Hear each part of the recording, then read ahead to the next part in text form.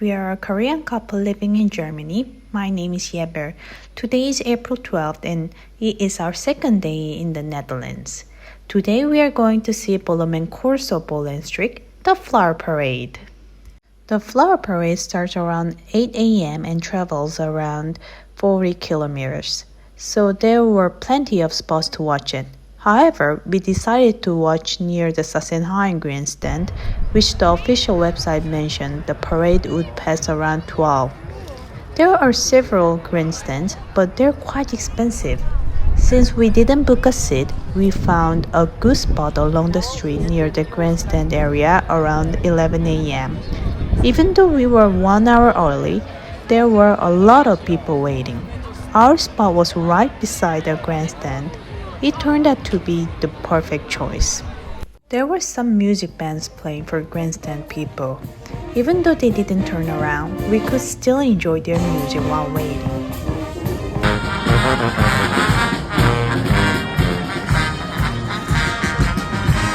We even bought some French fries.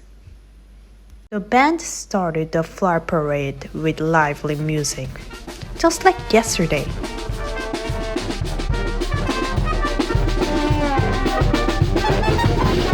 The parade followed the same order as last night's illuminated parade, so we could anticipate which flower floats were coming up next by recalling what we saw yesterday. What made the daytime parade even better was that we could hear the music more clearly and there were more dancers on top of the flower floats.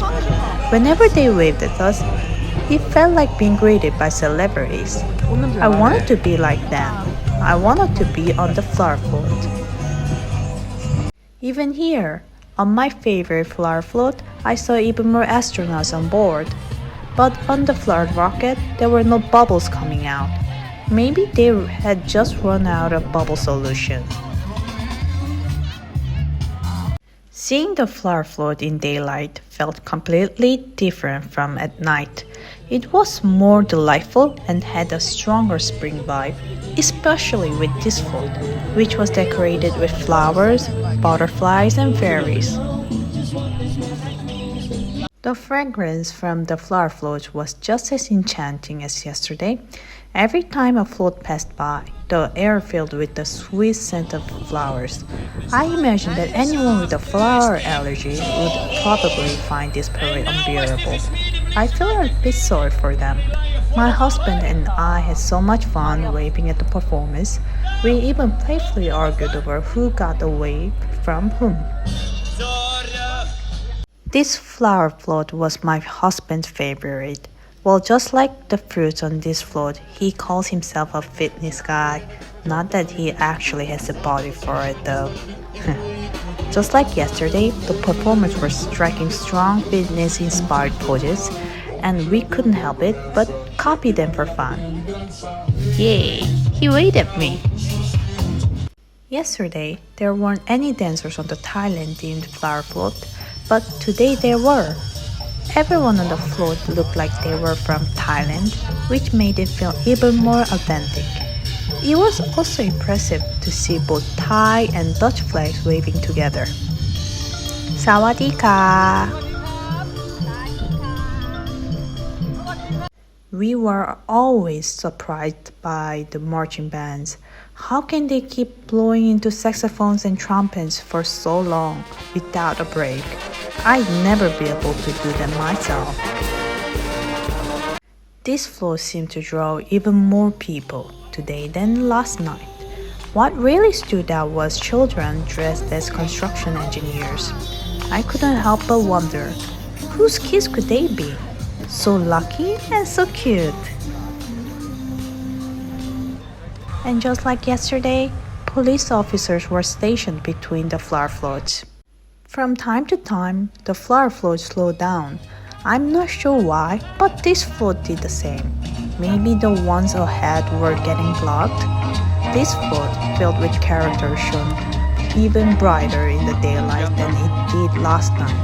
The performers had been going for even longer today, from 8 a.m. Yet they still had so much energy, even though they had to keep moving forward. It was truly impressive. People would come up close to the flower floats to take photos, yet everything stayed surprisingly orderly.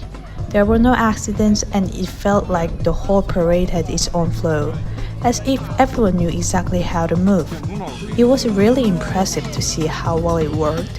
This particular float, though, was absolutely stunning at night, but during the day, it felt like it lost a bit of its sparkle. Last night, the owl's eyes at the back of the float even shot out dazzling laser eyes. It was such an amazing sight. To be honest, I was expecting the main parade to be a bit different from the opening night, but as I watched, I realized that most of the flower floats were pretty much the same. I was a little disappointed at first, but I decided to just enjoy it for what it was. All of the flower floats were still really impressive and beautiful. And this Tesla Cybertruck, just like yesterday, was almost the first time I'd ever seen one in person. My husband barely took pictures of anything else, but he just had to get a shot of this one. This flower float was portraying the four seasons of Noordwijk, or at least I think so. Since it was near the end of the parade, people were a bit more disorganized compared to the start. They began to stand up, which made the view a little harder to enjoy.